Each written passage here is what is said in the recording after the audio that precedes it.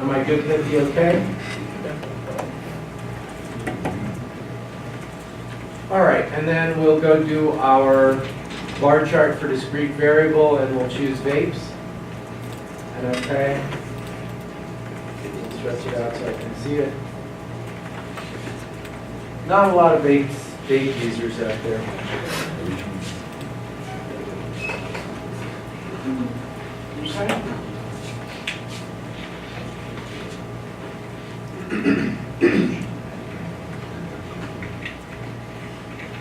That makes sense? Okay. So we're gonna do that one more time, except we're going to since we're supposed to do everything with render, actually, what is that, Q2?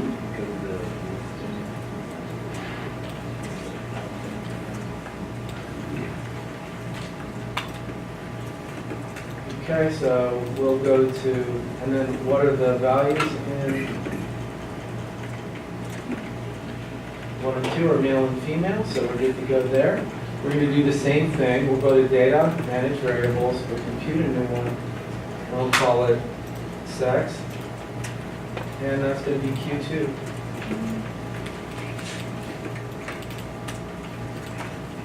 Can I put Q42? Those are the errors that equal weird papers. All right?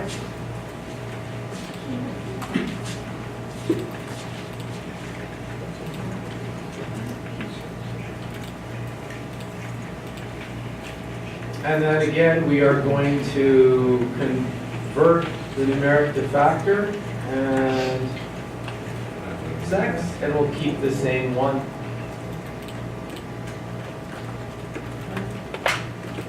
We'll overwrite it.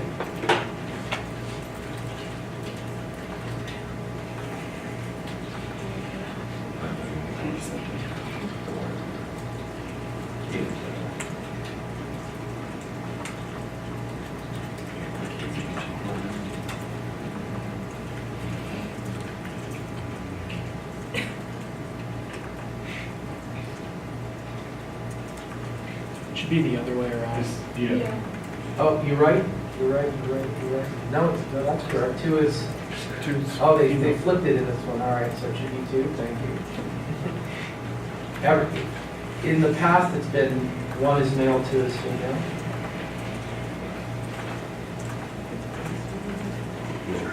All right.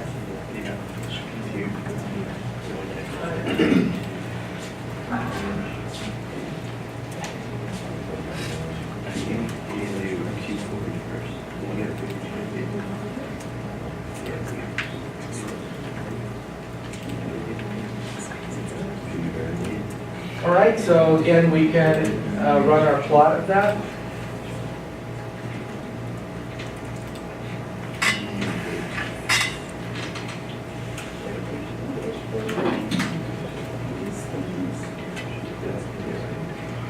And fortunately, it's 50-50.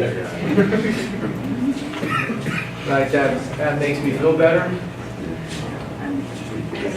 Because they surveyed until they got 50-50, the way these sort of surveys work, where you're trying to make sure that your sample matches the population.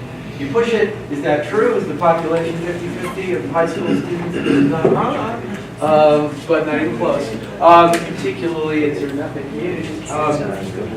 But we like to live with that mythology. It's good. All right, so, and that's the wrong word, it's myth, not mythology, right? Just like it's methods, not methodology. Don't ever use methodology. I will take off points immediately. Methodology is the study of methods, not what you did in your paper. And people who use the term methodology have crappy methods because they don't even understand. All right, grammatical pissiness. All right, I'm over with that. We can move on, maybe. All right, so let's go ahead and run our bar chart again. And this time, let's go ahead and do vapes, and we'll stratify it by sex.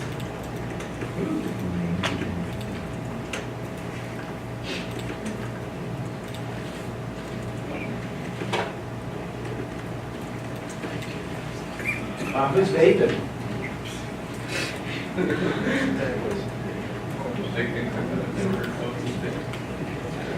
Yeah. I mean, is there appear to be a gender difference in the use, or at least the temporal use of vapor cigarettes?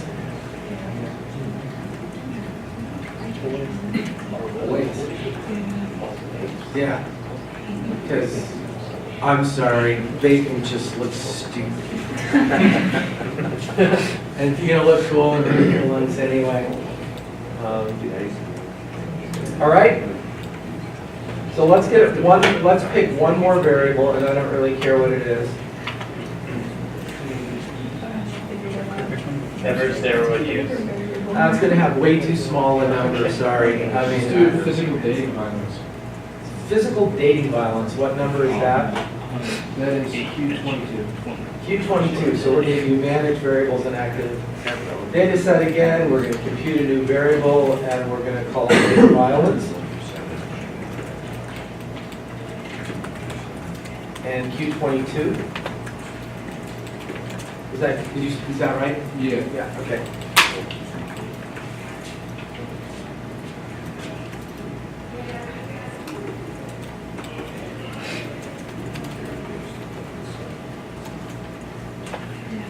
And, okay. And then we will convert date violence, we'll leave it the same, and we'll supply the level names.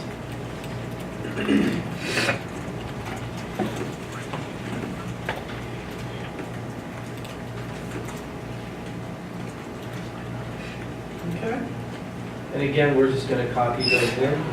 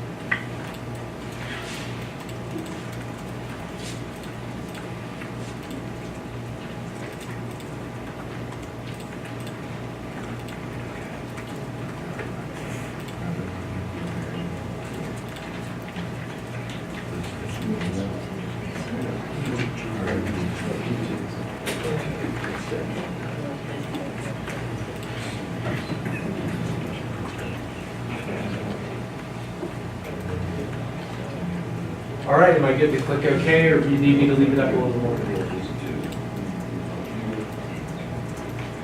And then OK. All right, let's KMGG plot it again.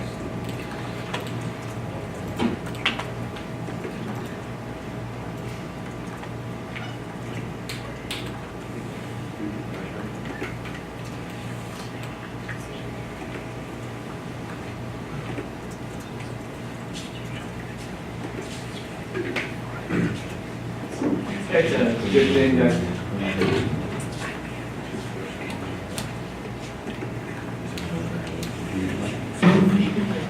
still it's a pretty rare thing, so that's sort of a happy result. And now we'll go to do our KMGG plot again, except this time it allows us to do dating violence, and we'll stratify that by vapes. And we'll facet by sex. We may want to flip that around so it's not so. But it seems pretty clear to me that if you're male and you vape, you get smacked.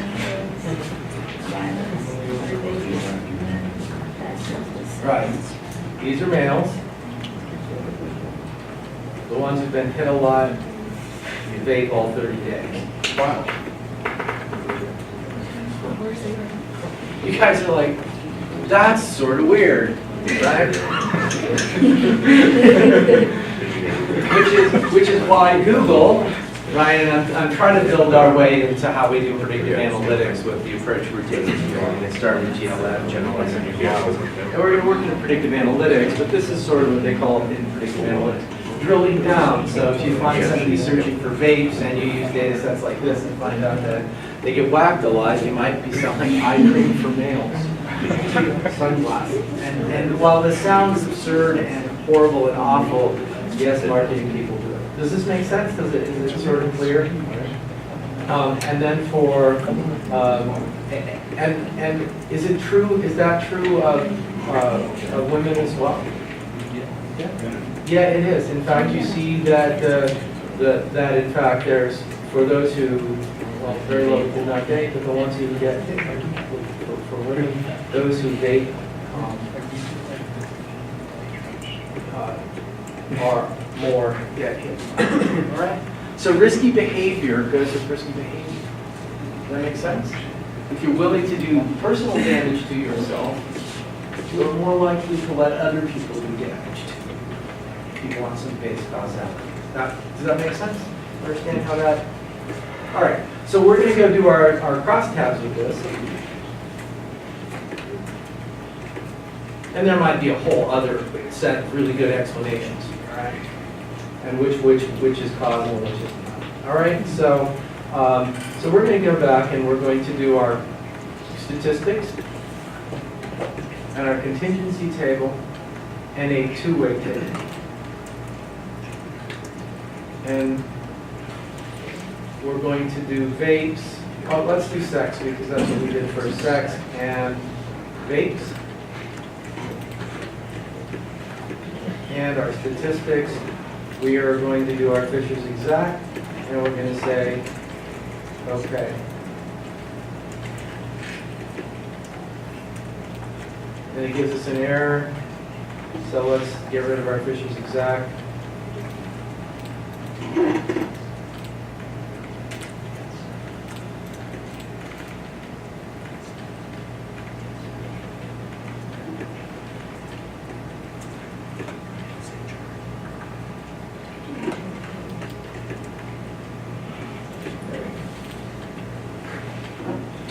It's still going to give us a p-value. And we had our counts there. We probably should, we'll put in percentages. We'll walk our way through this. Does this make sense? You understand what's being put out there? Is that for, you see as the males go up to all 30 days, you see the differences there. You see by the time all 30 days, it's almost all males. Does that make sense? You understand how to read this? Not whether it makes sense, but you understand how to read it. If we didn't want to calculate the percentages in our head, we would go to statistics, contingency table, and two-way table, and we would click column percentages. All right, and then we wrote percentages in a minute. We'll say okay. All right, by clicking our column percentage, we can tell you what percent of the people who smoked or vaped all 30 days were male, and it's 75% versus, or 74% versus 26%. All right? Those are statistics that sort of mean things to people, right? So these are the sort of statistics that you present. And again, is this statistically significant? Yeah. All right? So it's not, this is not just some random draw. There is a relationship between the frequency of vape smoking and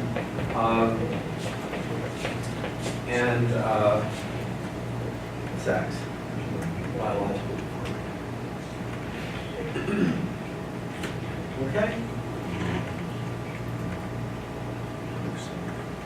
So So I said we're going to move into generalized linear models. Does this make sense to you? We did it. We just asked if it's a random distribution in that, but we would sort of like to know some more probabilities. We'd like to put this into a heavier duty statistical model. All right, and we do that. We're going to go to statistics and fit models, and there's something here called an ordinal regression model. Okay. And we're going to click that one because this is ordered, right? More vapes does have, right? You understand why I'm talking about output variable matters, and it's not particularly difficult which model to pick. We have a chart for them, but it's an ordered output variable, so we go into our models and we look for something that looks like an ordered output model. So we're going to click our ordered regression model, and vapes should be our factor, and we're going to do sex. Okay. And we'll do a proportional odds model because it is a pretty graph.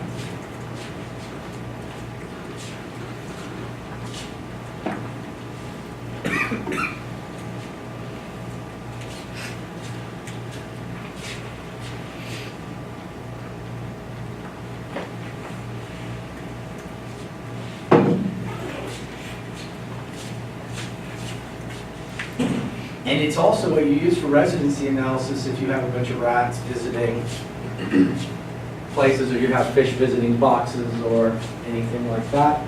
Or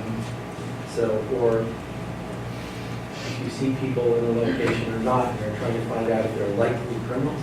All right, so we're going to do vapes and sex, and okay.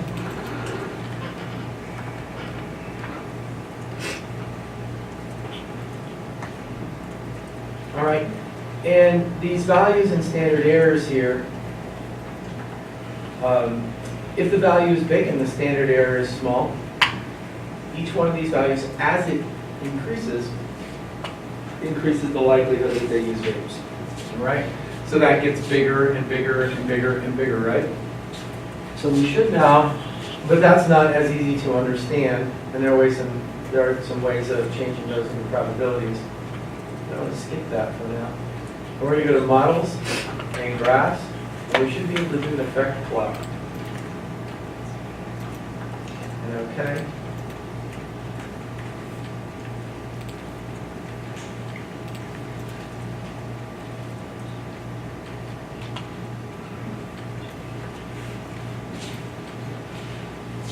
All right, and how do you read that? If you are female, there is a 70%, right? 70%, right about there, about 75, 78% that you don't vape at all. The difference, there's about a 18% chance that you vape 1 or 2 days. Right? So as we move up this, and you see that that you vape all 30 days is about half that you vape all 30 days. Okay. We saw that in the plot, but now we have a statistical model that tells us that that's significant at all locations. All right, when we came back here, we didn't get p-values here. This doesn't spit out p-values for us on the t's, right? It didn't spit out a t, because most of the people who do proportional odds modeling don't think that the t-values are appropriate, particularly when they're near 0.05. They're not p-value people, so they give you standard errors and t's, and should you want to go look at those, all right, you can yourself go grab that t-value, do Control-C on your big t-value, and go to distributions, continuous distributions, t-distribution, t-probabilities,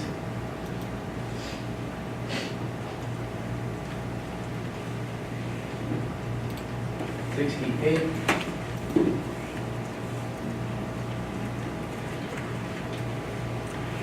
And then it says 413, but we have 6 categories. 13 minus 6 is 7, thank you. So we have 407 degrees of freedom. Upper tail. Do you need me to walk how I got there again? And okay?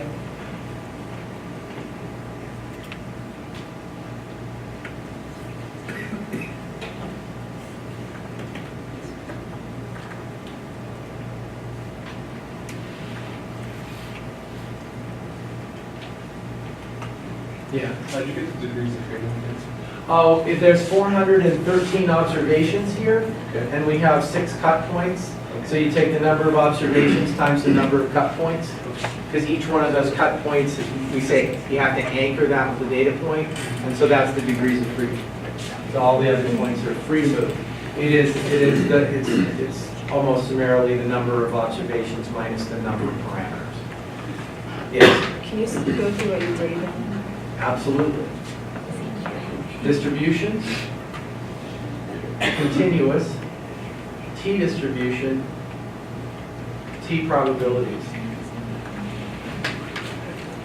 Okay. I copied and pasted the 68.301. You could type 68, it's not going to make a difference. 407 and upper tail, because we want to know the probability that we would get greater than that. If we did the lower tail, it would be 1 minus that.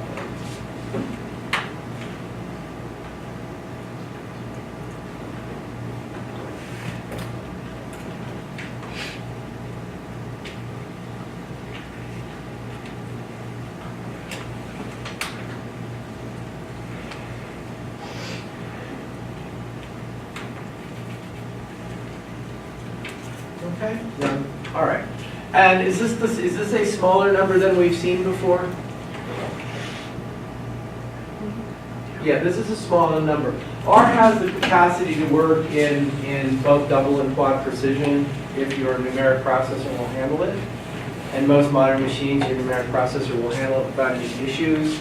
It's just that this e to the minus 16 and e to the minus 225 are not any different to anybody but a physicist. They just aren't, right?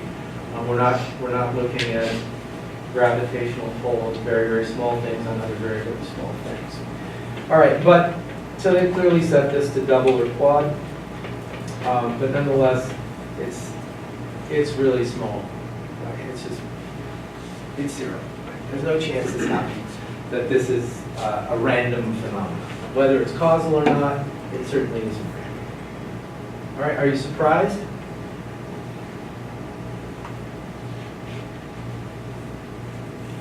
Yeah, I don't know. I have no opinion on it. I don't see people make it very often, except backed by sheets. I don't actually go there very. Oh yeah, actually I do. So. And it's usually nice, so it's not usually surprising. All right, so your job right now is to save what you have because we've done some work. Right, save what you have.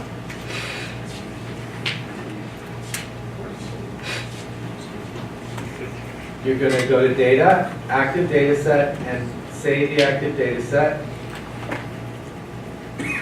And you're going to go to File, Save Script, and you can give it a name. We'll call it Vapes.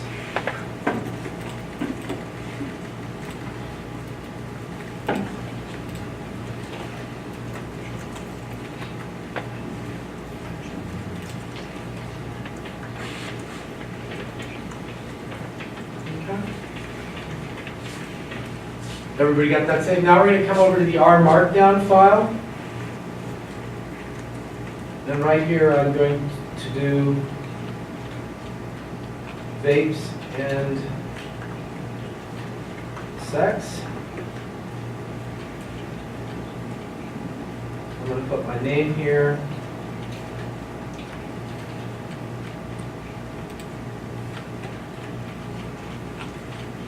All right. And then I'm going to click Generate Report.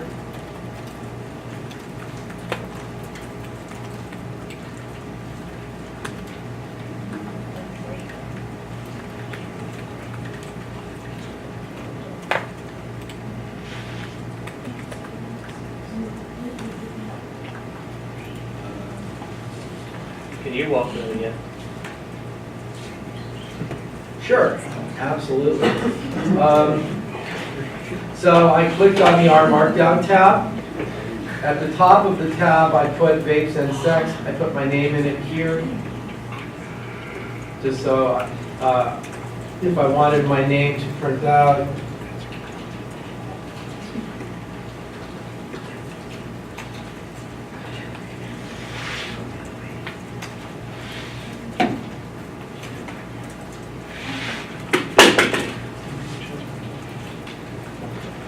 And then I clicked generate report, and it didn't like I had didn't like something.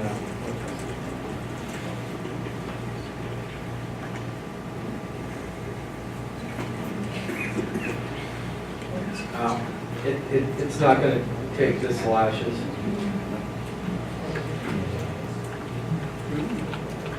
Something else. Mine took that. Yours took the slashes? Yeah, mine's working with the dots. Okay.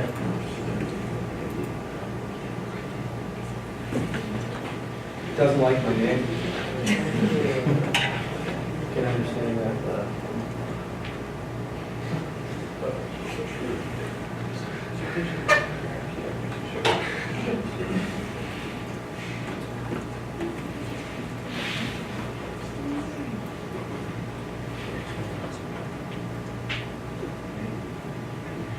All right.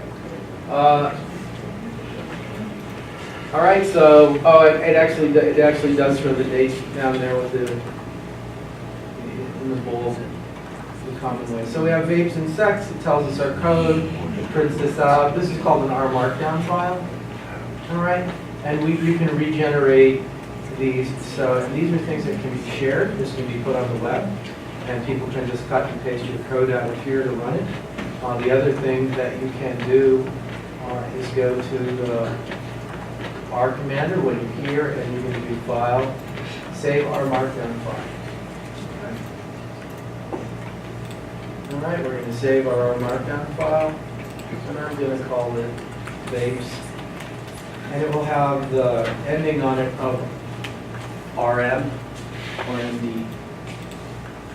All right, so when you need to generate reports, one of the reasons that you can do this in RStudio as well, but it's just a little simpler in our Markdown. In the R Commander, it generates these web reports for you. Okay. And so the idea here is that you have notebooks, and you can, when you're working on things in a lab and such, that you can have your output and that your research can be reproducible. All right. And this saves everything that you have done as well as your output. The R Commander version does not let you dump out to a PDF. The RStudio version does. Right? Does that make sense? You understand what we just did? We just had, it's just another way, instead of save, that you can save all your graphs and stuff at once, which is a nice and handy thing when you're doing research. To do that. Now your job, now that we've got all of what we've done saved in a place you could go back and know what code you did, complete with the mistakes. You can edit your R Markdown files to take out mistakes if you'd like, but it's good for learning. So your job is to go through and recode another variable and do an analysis for the, including the tables, etc., do an analysis of another variable of risky behavior. Okay? That you think is interesting, all right, or convenient. Steroids and cocaine. You're welcome to do that. The ends will be small. Fish's exact small run. All right. You're welcome to get up and take breaks anytime you want.